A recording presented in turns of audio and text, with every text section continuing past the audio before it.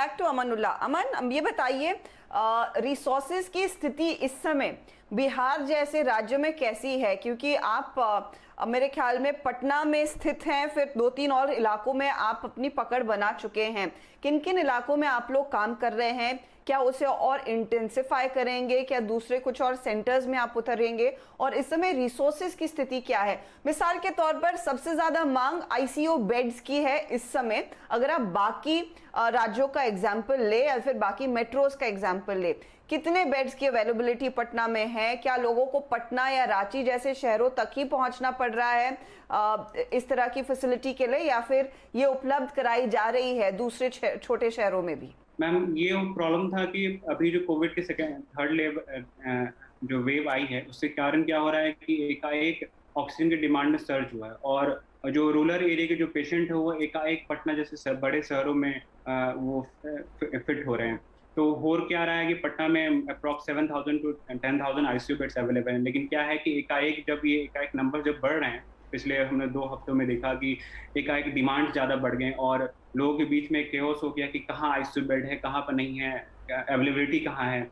तो इसकी जो वेरीफाइड रिसोर्सेज जो करनी है कि हाँ इस हॉस्पिटल में यहाँ बेड आप यहाँ जा सकते हो, क्योंकि हमारे पास भी ऐसे क्वेरीज बहुत सारे आने लगे थे कि हम मेरे पास ऑक्सीजन की कमी नहीं, हमारे पास ये हो रहा है, हम किस हॉस्पिटल में जाएं। तो ये जो प्रॉब्लम्स थी वो बहुत बड़ी थी। और अभी जो मेन जो प्रॉब्लम्स आई थी बीच में कि ऑक्सीजन की जो सिलेंडर्स थे वो हमारे शॉर्टेज हो गया था बिहार में, लेकिन अभी गवर्नमेंट ने इनिशिएटिव किया है एंड उस चीज़ को फुलफिलमेंट हद तक हो पा रही है। लेकिन अभी भी छोटे छोटे जो शहरों हैं, जहाँ पर जो गाँव में, वहाँ भी अभी अवेलेबिलिटी बहुत कम है। और हमारा भी ये एम है कि मतलब इस चीज़ को मतलब जितना ज़्यादा हो सके रिसोर्सेज के थ्रू, इंफॉर्मेशन के थ्रू बताना कि लोकल एरिया में भी आप शहरों में ना जाके आप लोकल एरिया में दिखाएं, क्योंकि एकाएक जब क्या होगा, सब लोग सोचते हैं कि हम बड़े शहरों में जाके दिखाएंगे, तो एकाएक वहाँ की इंफ्रास्ट्रक्चर खराब हो जाती है और सबको केओस होता है, प्रॉब्लम्स में फंस जाते हैं। और मेजरली ये है कि यहाँ मेन जो प्रॉब्लम हो रहा है कि गवर्नमेंट भी इनिशिएटिव ले रही है, हम लोग भी ट्राई कर रहे हैं, लेकिन क्या है कि जो अब स्टेप्स जो आ रहे हैं वो रूरल एरिया में आ रहे हैं।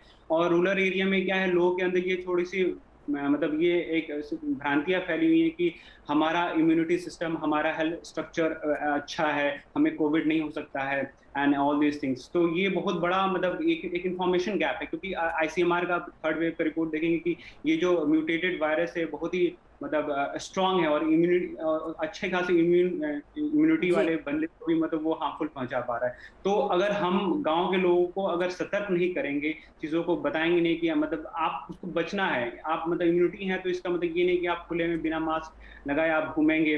अभी आप देख रहे होंगे बिहार में मतलब लोकल शादियां हो रही हैं, मतलब लोग जा रहे हैं ऐसे ही, मतलब वो हो रहे हैं, वो एक वाइड स्प्रेडर काम कर रहे हैं। और अगर हम इन सब चीजों को ना रोके और इधर हेल्थ सुविधा को तो करते रहे, तो शायद हमारी लोगों के बीच में आप कह रहे हैं कि अवेयरनेस की कमी है, या फिर वो चीजें बस दे टेकिंग इट फॉर ग्रांटेड और नियमों का पालन नहीं कर रहे हैं। लेकिन मैं इनफैक्ट छाबड़िया साहब आपसे एक चीज समझना चाहूंगी। जैसे मेडिशाला भी देखिए जितनी हो सके टेली कंसल्टिंग कर रही है। स्टेप 1 का एक्सपीरियंस भी टेली कंसल्टिंग में कोविड की पहली वेव में काफी अच्छा था। इस बार भी आप लोगों ने फोकस इसी बात पर किया है कि जितना हो सके लोगों को घर पर रखें और इमरजेंसी केसेस के लिए ही अस्पतालों में जाएं। वो क्या आपको लग रहा है एक बहुत स्टेडी मॉडल साबित हो सकता है इस कोविड की लड़ाई में? हम लोग को ऑलरेडी पता है कि हॉस्पिटल्स के बेड अवेलेबल नहीं है, तो हम लोग ने एक नया प्रोग्राम भी चालू किया है। फर्स्ट ऑफ ऑल, एक्चुअली जो आपने सवाल पूछा दिया, उसका आंसर इज एब्सोल्युटली यस। लोगों को घर पे रखना is the best possible scenario if वो लोग का हेल्थ कॉम्प्रोमाइज नहीं है, तो ठीक है। तो वी ऑलरेडी नो कि काफी लोगों को हॉस्पिटल की जरूरत नहीं पड़ती है, वो लोग जल्द से जल्द ट्रीटमेंट घर से चालू कर सके, तो वो लोग को कॉम्प्लिकेशंस होता नहीं है। तो मॉनिटरिंग बहुत ही इंपॉर्टेंट है जो घर पे लोग हैं। और हम लोग ने ये भी देखा है कि ये अभी नए वायरस के साथ जो सिम्टम्स बढ़ जाते हैं वो in between day 5 and day 10 तक बढ़ जाते हैं, राइट। तो वो मॉनिटरिंग करना बहुत ही जरूर है, और कुछ भी चेंज हो गया, कुछ भी सिम्टम्स में चेंज हो गया तो उसका तुरंत उसका ट्रीटमेंट चालू करना चाहिए। तो एक तो हम लोग ने क्या किया है, हम लोग ने डॉक्टरों के साथ, हमारे पूरे डॉक्टर के साथ रीट्रेनिंग कर दिया है in terms of revise clinical protocol, because हमको पता है कि बेड्स की अवेलेबिलिटी नहीं है। जो हमारा बेस्ट सोल्यूशन है कि एक मरीज को हॉस्पिटल में पहुंचाए, वो अभी फिलहाल पॉसिबल नहीं है। तो ठीक, हम लोग ने देखा है कि हम लोग क्या कर सकते हैं, जैसे हम लोग को घर पे रहे, ठीक है। तो पहले तो हम लोग का फुल क्लिनिकल प्रोटोकॉल्स किया। पहले हम लोग का बाइफिकेशन होता था, mild cases and severe cases. अभी हम लोग ने उसको 3 हिस्से में किया है, माइल्ड, मॉडरेट और सिवियर। जो माइल्ड से मॉडरेट में गया, वो मॉडरेट का ट्रीटमेंट एकदम जबरदस्त अग्रेसिवली चालू करना है घर पे ही, जैसे हम लोग उसको घर पे रख सके और उनको भी मॉनिटर कर सके।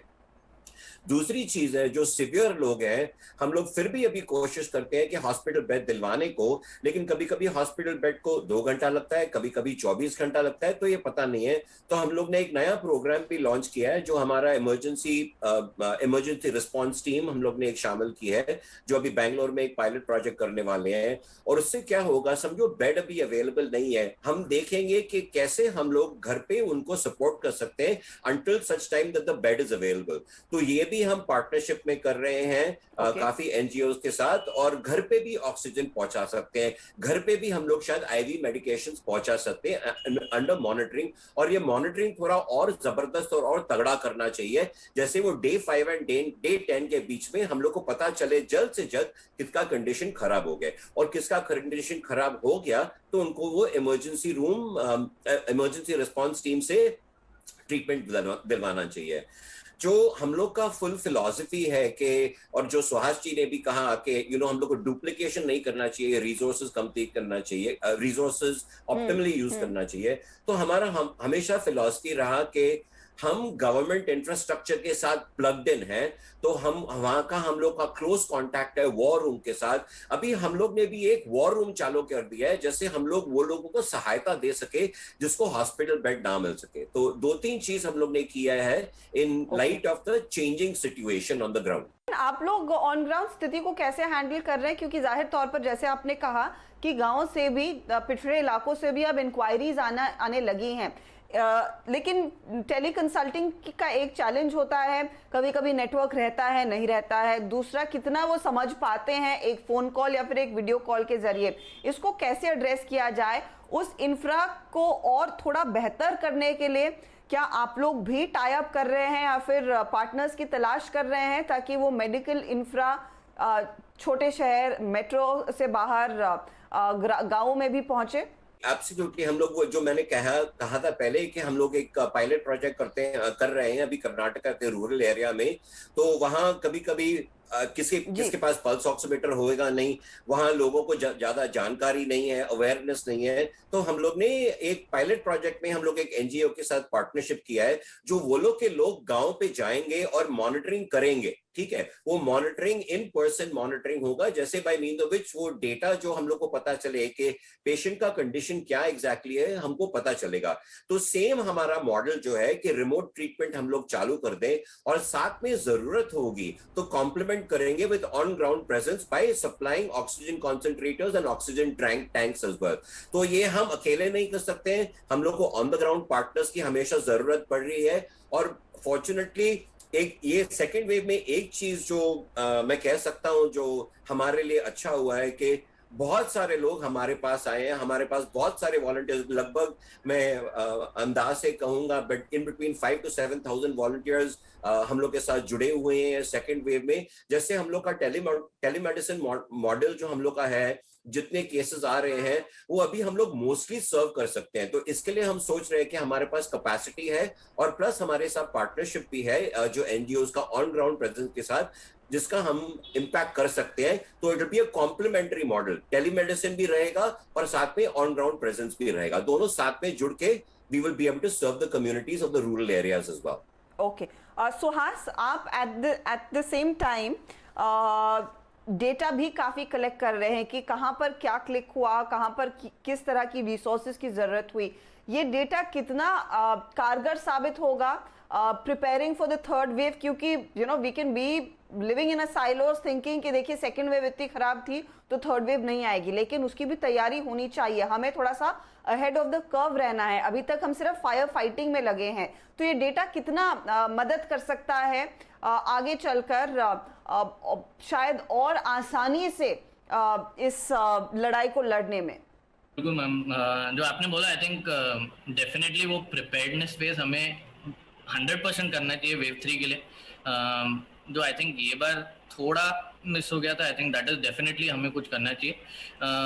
On the resources front ma'am बहुत सारे सप्लायर्स का डेटा है अपने पास फॉर जब when we need it again, but हम जो डिस्प्ले कर रहे हैं अभी ओनली जो verified and last couple of hours या कपल ऑफ एक हमारा T-2 वाला जो टाइम फ्रेम है, that is the only data that we are displaying. Because main challenge क्या हो रहा, अभी एज सुन एज सप्लायर का किसी ने वेरीफाई कर दिया, जैसे हम करे वैसे बहुत ऑर्गेनाइजेशंस है, और वहां पे आ गया तो बिकॉज व्हाट्सएप इतना कनेक्टेड है, लोग इतने कनेक्टेड हैं, वो एक नंबर चले जाता है और फिर विद इन नेक्स्ट 4 आवर्स उनका सप्लाई बंद हो जाता है। तो एक ये बात जो हमने देखा बहुत सिटीज में ड्रग्स रहा या बहुत सारी ऐसी चीजें हैं, सेंट्रल हेल्पलाइन बन जाती है सिटी की, तो वो एक हमारे पास वो स्टैटिक डेटाबेस बन गया, जैसे ब्लड बैंक का, एम्बुलेंसेस का, ये हेल्पलाइन नंबर का एक स्टैटिक डेटाबेस बन गया, ये तो चलेगा।